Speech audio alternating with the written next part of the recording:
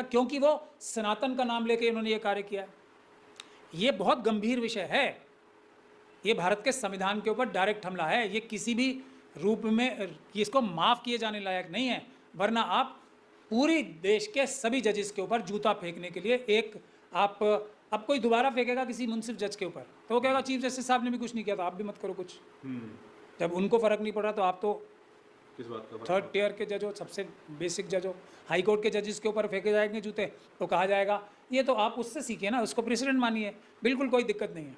और मज़ेदार आपको मैं बात बताता हूँ, ये तो जाति की वजह से गवई साहब के ऊपर ये कार्य हुआ है, ये भी बिल्कुल क्रिस्टल क्लियर, शीशे की तरह, आईने की तरह साफ हो गई बात। क्योंकि जो रिपोर्ट्स आ रही हैं उसमें ये जो वकील साहब थे उन्होंने ये भी कहा है, जो बराबर में जज बैठे थे, कि ये मैं आपसे माफ़ी मांगता हूँ, मेरा आपकी तरफ ये बिल्कुल नहीं था, मैं सिर्फ और सिर्फ गवई साहब को ये जूता मार रहा था, मैं उनकी बेइज्जती कर रहा था।